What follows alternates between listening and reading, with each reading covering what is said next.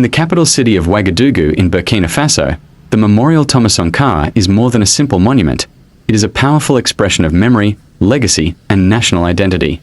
It honors the life and ideas of Thomas Sankara, the revolutionary leader who served as president of Burkina Faso between 1983 and 1987, and whose vision of self-reliance, social justice, and Pan-Africanism still resonates throughout the country and continent.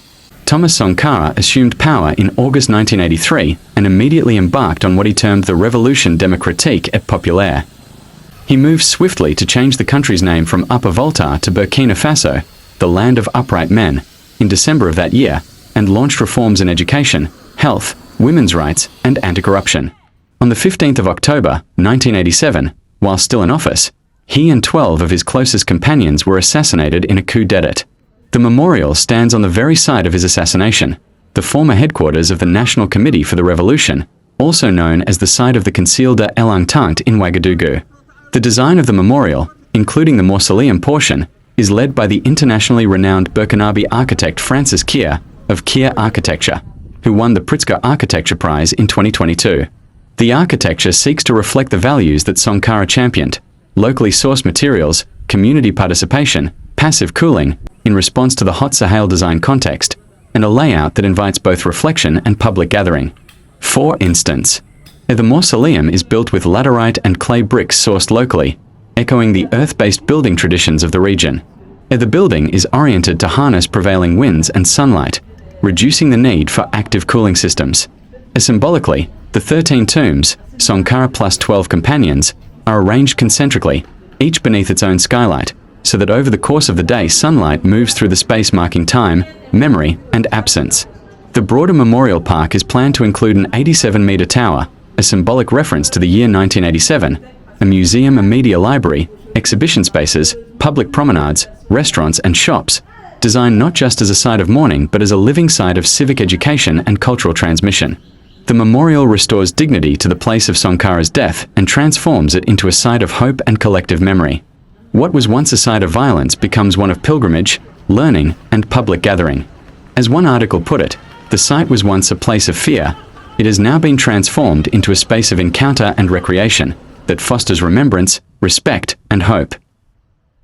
Sankara is seen by many Burkinabe, and Africans more broadly, as a figure who stood for anti-imperialism, national self-reliance, they say void debt, so we say no debt, women's emancipation, environmental stewardship, and integrity. His memory resonates in Burkina's motto of Land of Upright Men, and in the many grassroots civic initiatives that draw inspiration from him.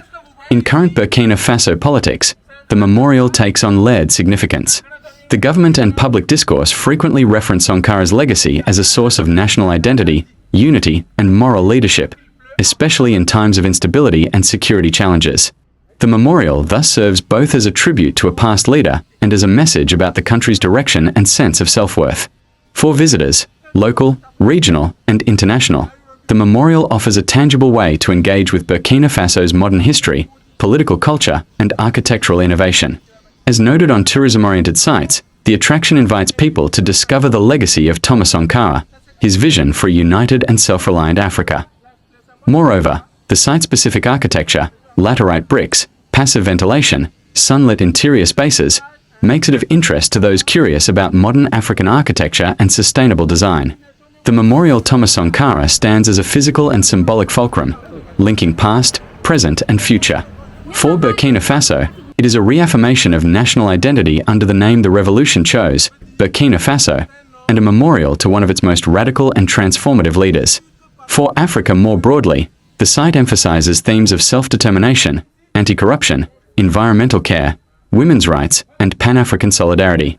Architecturally, it demonstrates that major monuments in Africa can be designed by African architects, with local materials and sustainable strategies, and can have global relevance.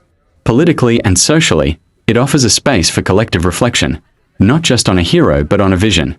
In an era of ecological challenge and post-colonial reckoning, the memorial's emphasis on grounded materials, earth bricks, passive cooling, local sourcing, and a public buffer zone, greenbelt, speaks to the issues of our time.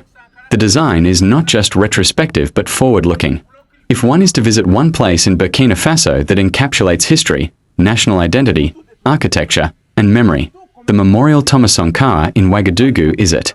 It invites one to reflect on the legacy of a man who dared to imagine a different future for his country and continent, shows how architecture and public space can serve that legacy, and provides a meaningful experience for tourist, student, citizen alike.